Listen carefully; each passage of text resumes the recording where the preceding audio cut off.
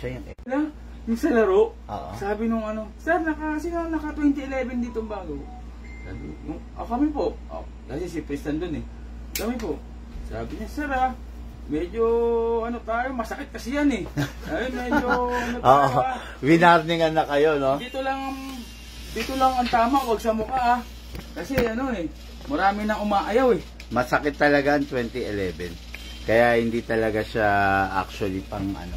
Yun sir, Sir King, bali sensitive talaga to. Kasi Sa Glock talaga, nauubos yung barrel kung walang silicone oil. Medyo dalasan lang natin yung pag-spray sa ibang.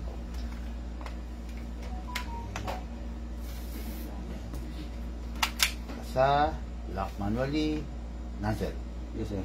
Sa 2011, nag-spray tayo sa gilid, di ba, kay Glock 4 Tapos, wag hatakin. Hindi na dito sir, hindi na kailangan. Hindi na kailangan dyan, sir. Ito na magbibigay na. Okay. Wag hatakin, mauupod yung barrel. Hatakin dito. Oo sir. Okay? Tapos, magazine, ganun pa rin. Press the valve, then spray. Okay, then dito. Iba yung lapad ng ano sir.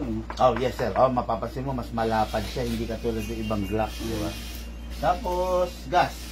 Huwag gagamit ng 14, number 12 lang. Yan ito gamit ko sir, yung blue. Tama sir. Okay, 12 yan.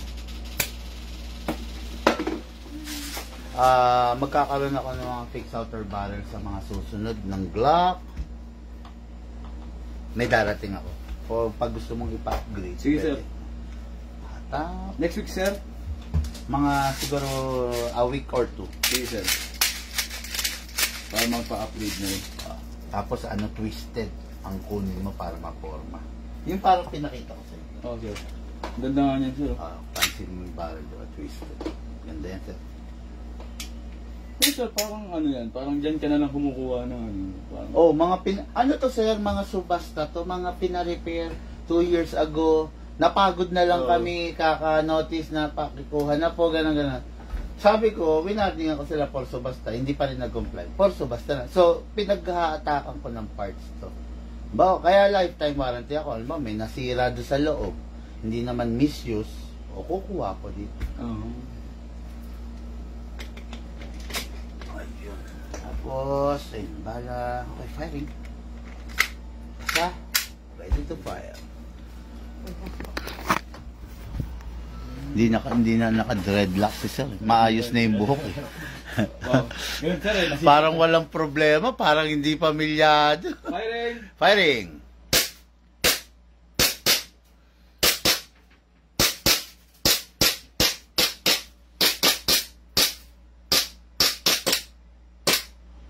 Pasensya ka na, malamig.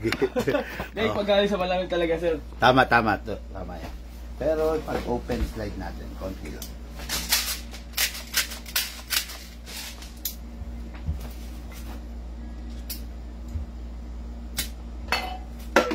Makita natin mag-open slide, sir. Last na. Firing. Yes, sir.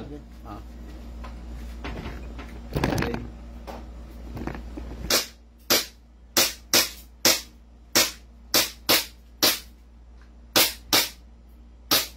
Yun, open slide. Okay, release, then rest. Yes sir. Ayun, lifetime warranty pa rin sir ha, basta tapos pag meron kang time, pupunta kayo, dalhin mo na lang yung mga unit, ako na maglinis. Para kung merong lumuwang, masikipan natin, ganun, ma-check din natin. Extra mag, di mo kailangan? Hindi pa naman sir, hindi pa naman. Basta sir, pag kumuha na ako ng mga unit sir, mga 4 na ganito. Sige sir, no problem. Doon na ako ng magazine noon, tsaka nung sa Cristo. Sabi ng kapatid ko, access mo muna. Oo, sige, basta ikaw. Dahil nga. Basta eh. Hindi kasi, wala na eh. Nag-pride na ng kapal dito eh. Sabi ko, inaamon mo ata eh. Okay, hand, picture.